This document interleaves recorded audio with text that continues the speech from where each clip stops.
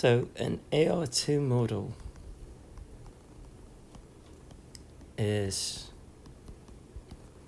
xt minus v1, xt minus 1 minus v2, xt minus 2 equals a sub t.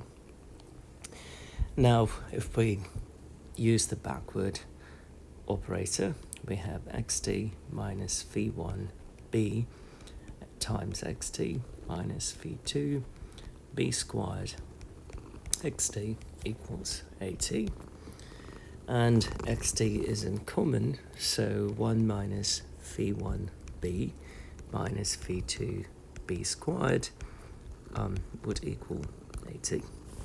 So this would imply the characteristic polynomial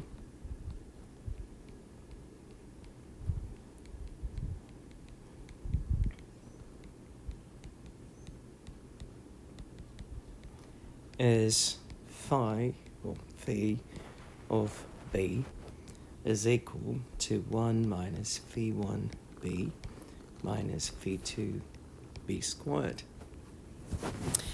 And if we set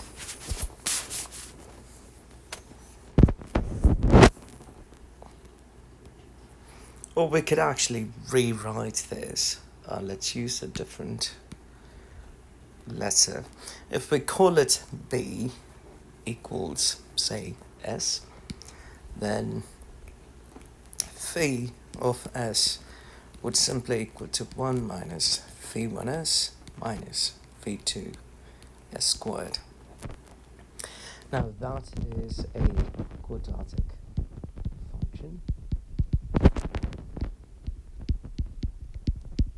and above all it is a polynomial function.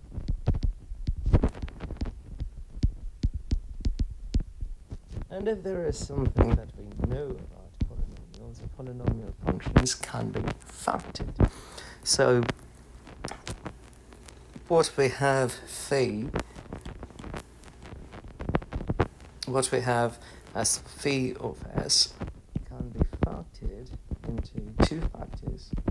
Let's just say 1 minus alpha 1 times s and 1 minus alpha 2 times s.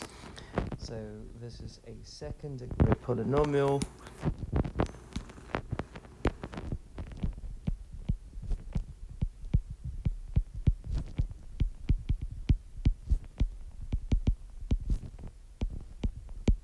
Has two factors.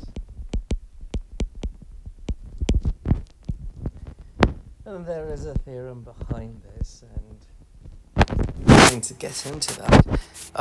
So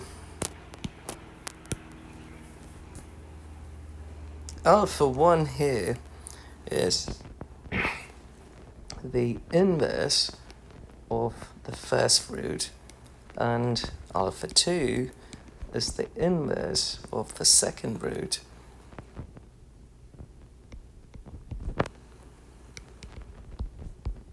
Of the characteristic polynomial. So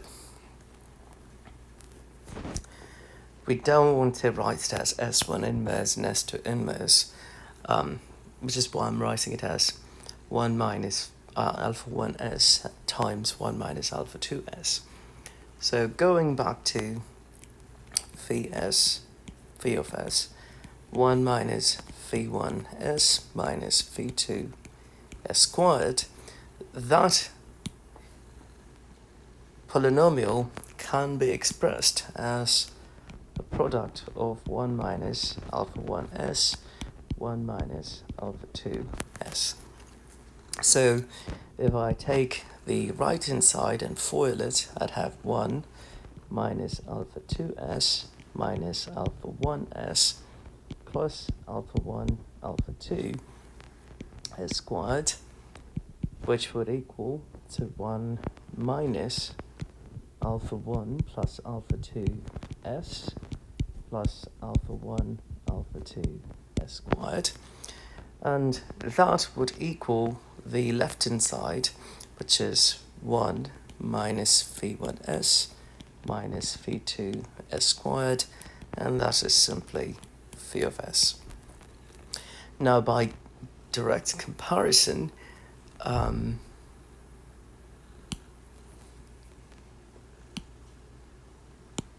if I compare that term with that term and that term with that term, we will find that alpha 1 plus alpha 2 is phi 1, and alpha 1, alpha 2 is equal to negative phi 2, which would imply phi 2 is negative alpha 1, alpha 2.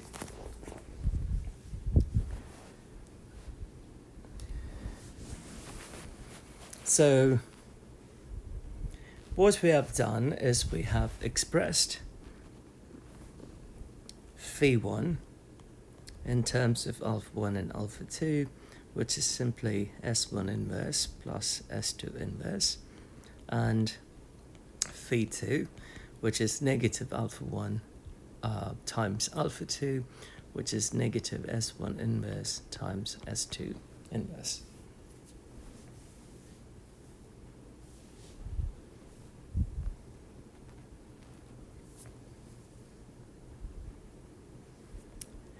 So we have expressed the coefficients of an AR model in terms of the roots of the characteristic polynomial, which is a good thing, because if we could find the roots of the characteristic polynomial, then we can find the autocorrelation function and so forth. So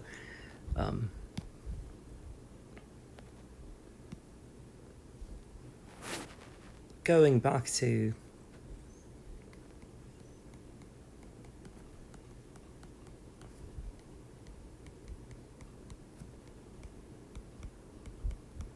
the Yule-Walker equations, so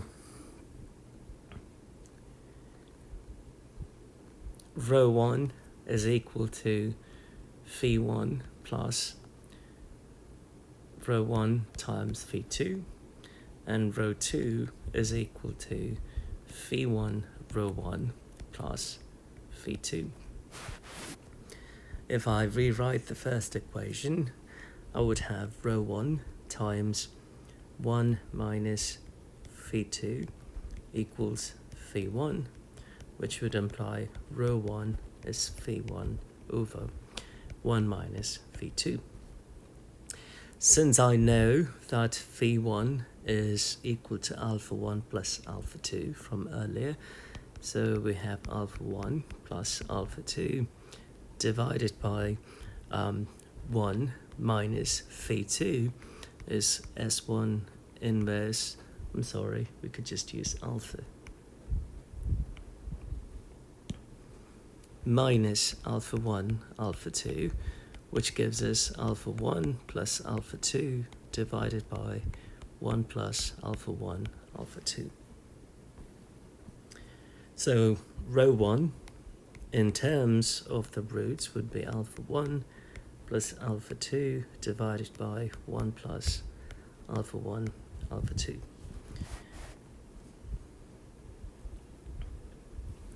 And similarly, rho 2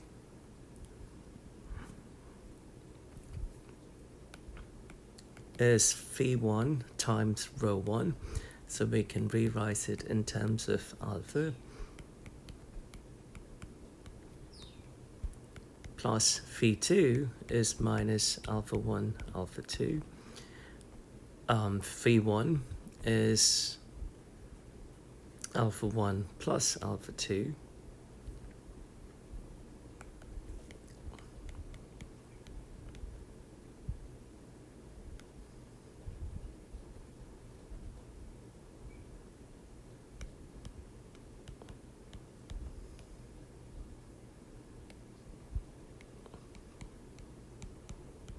Minus alpha 1, alpha 2.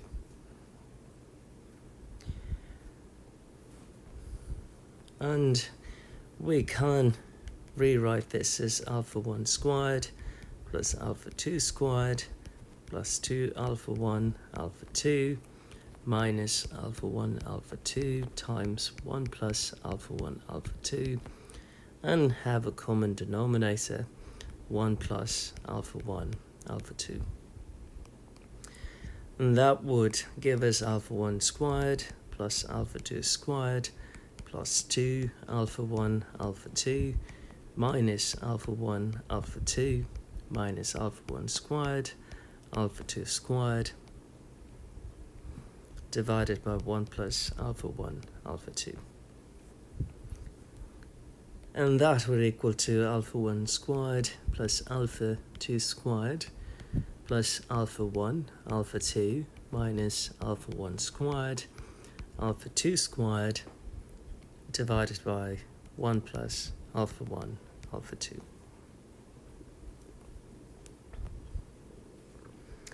So going back to the general solution,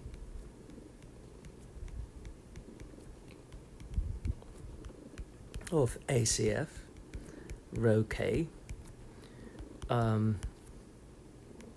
it's rho k equal to some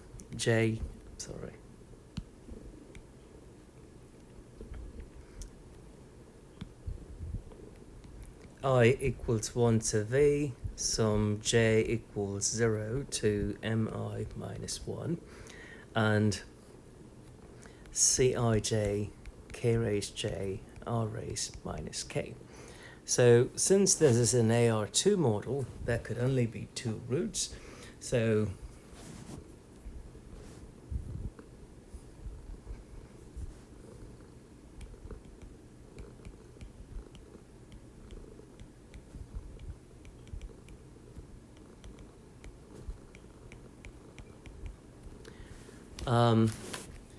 and let's say the roots are distinct.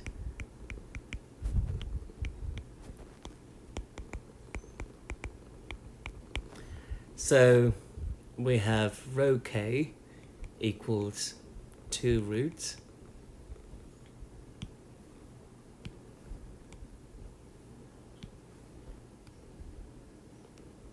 So v, the number of roots, is 2. The multiplicity is 1 for both I. So we'll simply end up having 1 minus 1. So Cij, k raised j, and r raised minus k. So I goes from 1 to 2, j goes from 0 to 0. So we have C1, 0, k raised 0. The first and the second roots are I here. So since the inverse roots are called alpha in this case, let's just write r1 raised negative k plus c2 0 k raised 0 r2 raised negative k. So rho k is c1 0 r1 raised negative k plus c2 0 r2 raised negative k. Earlier today I just called the roots as s1 and s2.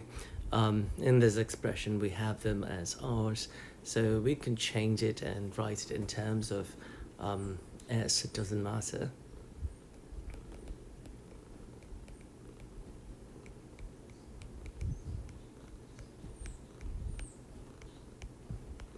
Again, they are distinct.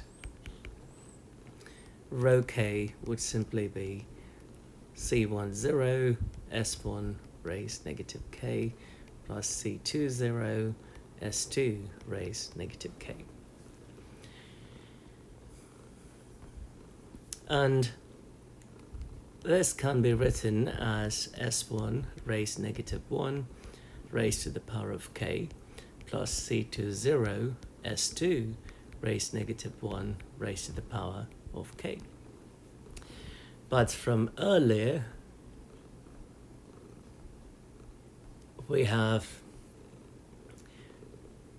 the inverse of S1 is alpha 1, and the inverse of S2 is alpha 2. That's what we started with right there. So if we go and replace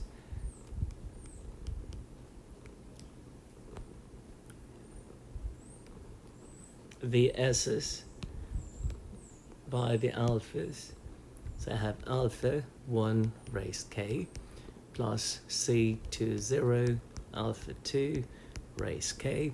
All I'm trying to do is make the notation simpler, remove all the negative signs and negativity. So I end up having that, but we don't have to necessarily carry that 0 in the constants. C1 0, C2 0 are constants. So instead of writing that 0, I could rewrite it, or simply rho k equals C1 alpha 1 raised k plus C2 alpha 2 raised k. So that is our general expression. So we plug in k equals 1. This would imply C1 alpha 1 plus C2 alpha 2 would equal rho 1. But we know rho 1 from earlier, which is alpha 1 plus alpha 2 divided by 1 plus alpha 1 alpha 2.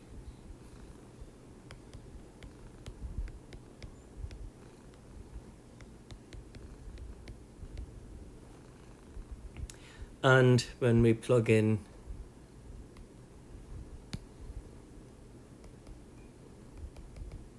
k equals 2, we get C1 alpha 1 squared plus C2 alpha 2 squared equals rho 2. But we have this huge expression that we obtained by plugging in rho 1 in the second equation here. Rho 1 was alpha 1 plus alpha 2 over 1 plus alpha 1 alpha 2, and we simplified it, and we ended up getting that expression, the huge one, alpha 1 squared plus alpha 2 squared plus alpha 1 alpha 2 minus alpha 1 squared alpha 2 squared.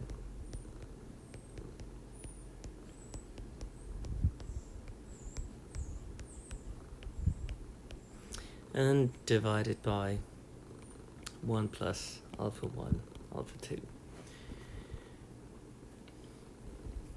So in short, we end up having two equations. That is equation 1, and that is equation 2.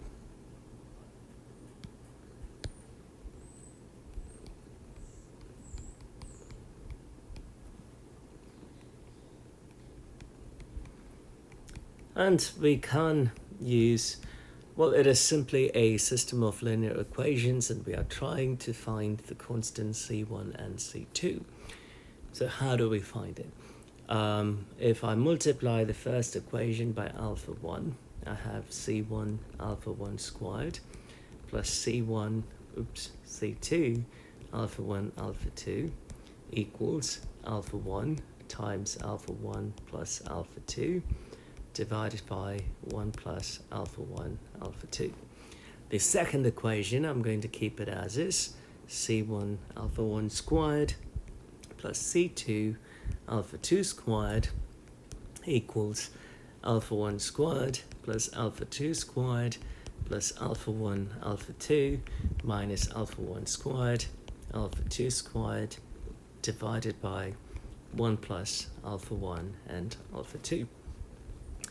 And what we're going to do here is we are going to subtract.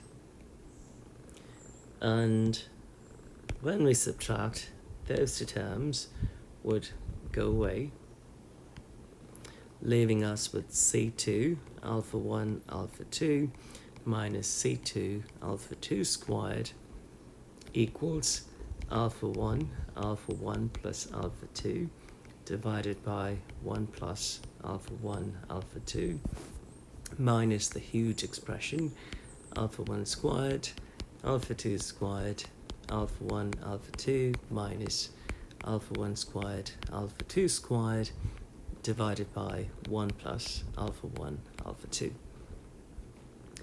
So C2 alpha 1 alpha 2 minus C2 alpha 2 squared is equal to, we have a common denominator, so 1 plus alpha 1 alpha 2.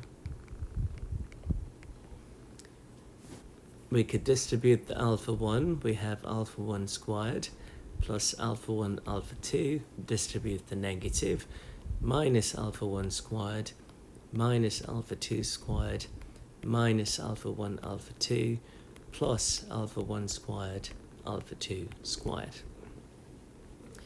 The alpha 1 squareds are going to get cancelled. The alpha 1 alpha 2 terms would get cancelled, leaving us with negative alpha 2 squared plus alpha 1 squared alpha 2 squared divided by 1 plus alpha 1 alpha 2. And on the left hand side we have 2 or C2 in common, and alpha 1 alpha 2 minus alpha 2 squared. So C2 would be equal to minus alpha 2 squared plus alpha 1 squared alpha 2 squared divided by alpha 1 alpha 2 minus alpha 2 squared times 1 plus alpha 1 alpha 2. If I pull out an alpha 2 squared in common, I have 1 minus alpha 1 squared. In the denominator, I have alpha 2 in common in that term. So if I pull alpha 2 out, I have alpha 1 minus alpha 2 times 1 plus alpha 1 alpha 2. So the alpha 2's would go away. We will have the constant C2 as minus alpha 2 times 1 minus alpha 1 squared divided by alpha 1 minus alpha 2 times 1 plus alpha 1 alpha 2. So just like systems of linear equations, we're going to take the value of C2, plug it in one of the two equations and solve for C1. So the first equation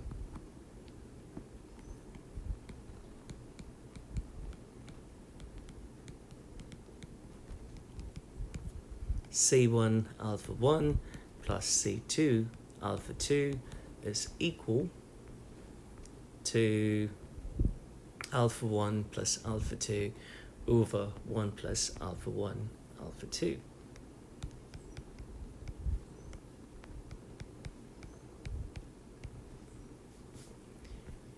Which would mean C1 alpha 1, plugging in the value of C2 that we just derived, minus alpha 2 times 1 minus alpha 1 squared times alpha 2 divided by alpha 1 minus alpha 2 times 1 minus alpha 1 alpha 2 equals alpha 1 plus alpha 2 over 1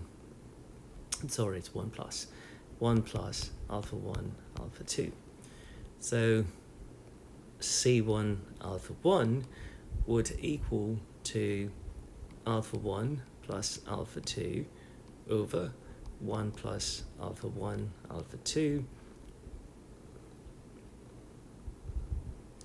We move this to the other side and we'd end up getting positive alpha 2 squared 1 minus alpha 1 squared divided by alpha 1 minus alpha 2 and 1 plus alpha 1 alpha 2. We need a common denominator, which is that term. So we multiply and divide the first fraction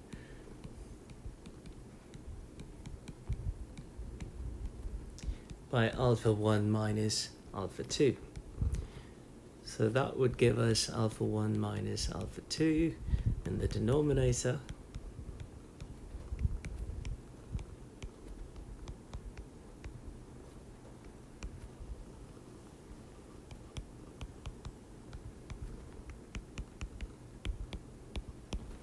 And since we have a common denominator now, which is alpha 1 minus alpha 2 times 1 plus alpha 1 alpha 2, we can combine the numerators and FOIL the first numerator over there. So alpha 1 squared minus alpha 1 alpha 2 plus alpha 1 alpha 2 minus alpha 2 squared plus alpha 2 squared times 1 minus alpha 1 squared.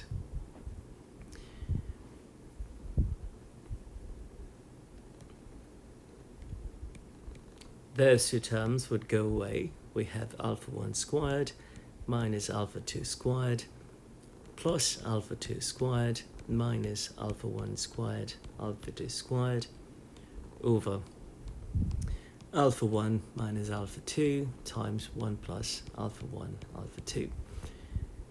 The alpha 2 squareds would go away, so we have C1 alpha 1 equals alpha 1 squared minus alpha 1 squared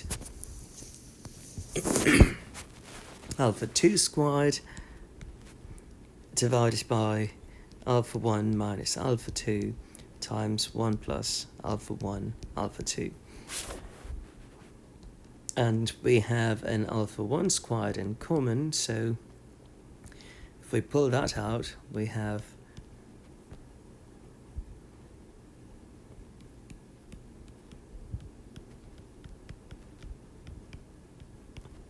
C1 alpha 1 equal to that, and we can cancel out those alpha 1s, which would give us C1, which would be alpha 1 times alpha 2 squared divided by alpha 1 minus alpha 2 times 1 plus alpha 1 alpha 2.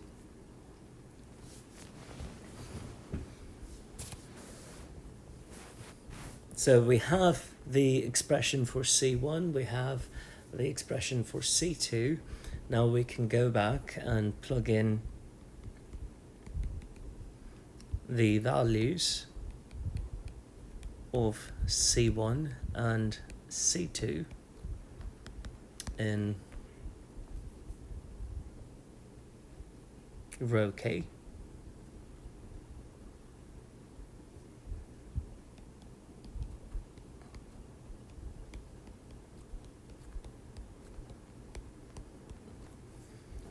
Which is C1 times alpha 1 raised k and C2 times alpha 2 raised k.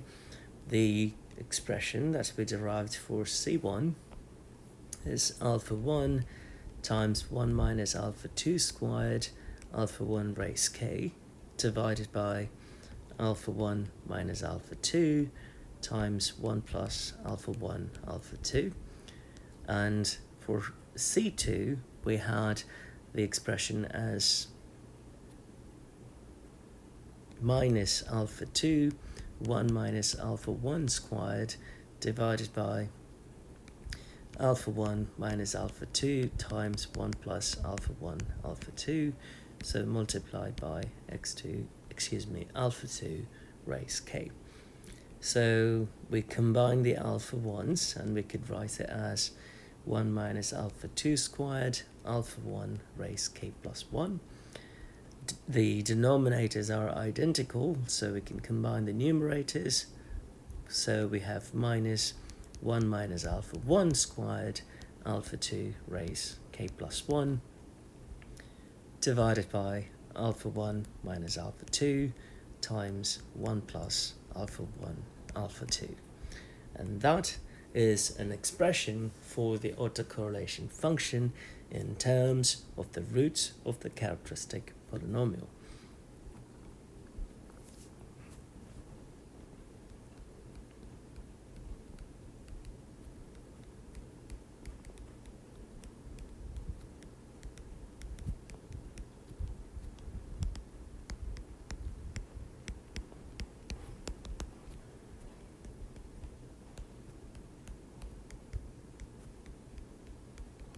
To be clear, those roots are distinct.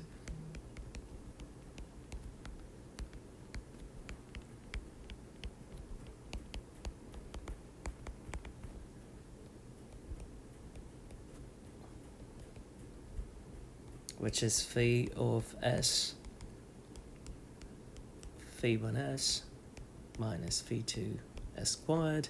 So here, the first root, or the inverse of the first root, would equal alpha 1, and inverse of the second root would equal to alpha 2.